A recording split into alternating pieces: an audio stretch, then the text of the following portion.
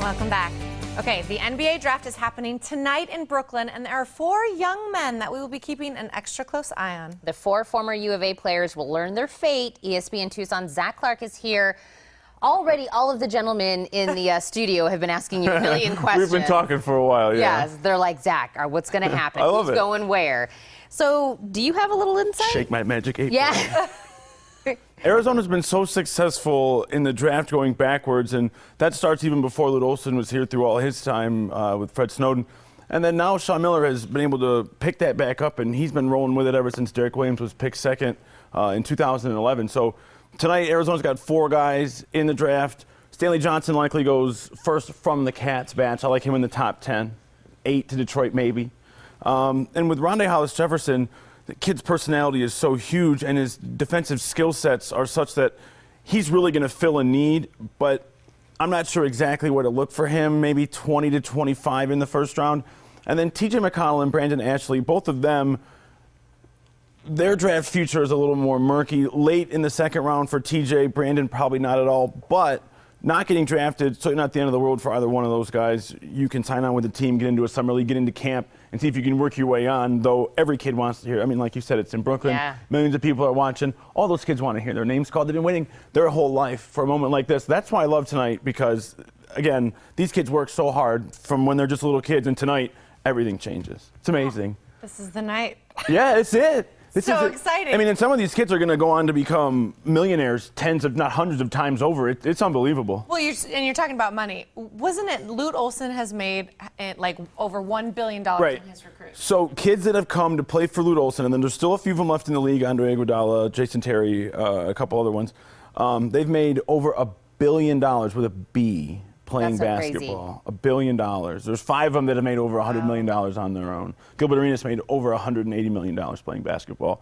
It's unbelievable. And so now you can look at Sean Miller, and he can begin to build that with some of the guys that he has now. Well, we have, how many? 4 guys that have made championships just with Golden State. Yeah, I mean, you look at the Golden State Warriors and what they did. Steve Kerr, beloved Arizona Wildcat, part of that '88 Final Four team. The head coach, Andre Iguodala, was the MVP. And he's one of those guys that came here with Lute Olson a little bit later on, and he really has excelled later on in his NBA career.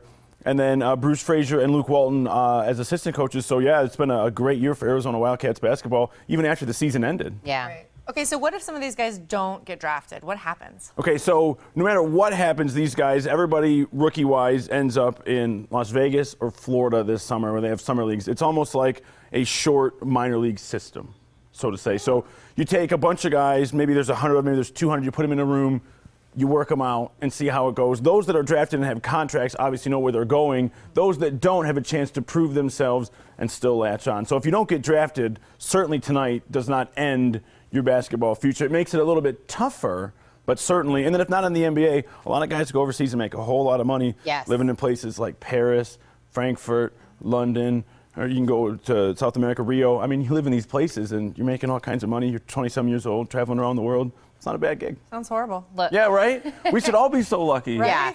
No, and when I think about draft, and I think, whenever the guys hear their names called and they try to keep it cool and calm, Yeah. you know that they are just freaking out on the Yeah, inside. well, and you can tell it with the, usually especially with the guys that are projected to go earlier, they put them in the green room backstage, and they'll have their families with them, their agents with them, and you'll see usually like the kid is a little more calm, but his mom and dad and the agent, everybody very excited, because it's a life-changing experience, and these kids have worked so hard and a lot of sacrifice along the way for the family, so yeah, I don't know how I would be.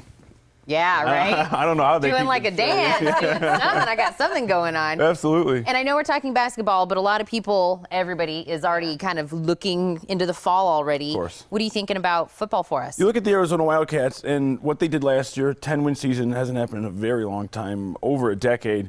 Expectation coming back for them is going to be as high as it's been in a long time. The only snag is the Pac-12 South, Arizona's division within the conference, is as strong as it's been maybe 15, 20 years. So while Arizona is strong, the conference returns even stronger. So you're going to see a lot of big battles coming down this fall. So I can't wait. August can't come soon enough. Look, see, I told you. Yeah. Oh, yeah, I'm always excited. We talk football anytime. I love it, and that's why I love your talk show, because that's Thank where you. we can hear it all. Yeah. Anytime. 3 to 6, Monday through Friday. Oh, look at that. They should definitely be listening to you and not me, because Oh, come on. Don't all sell of this yourself is news short. to me.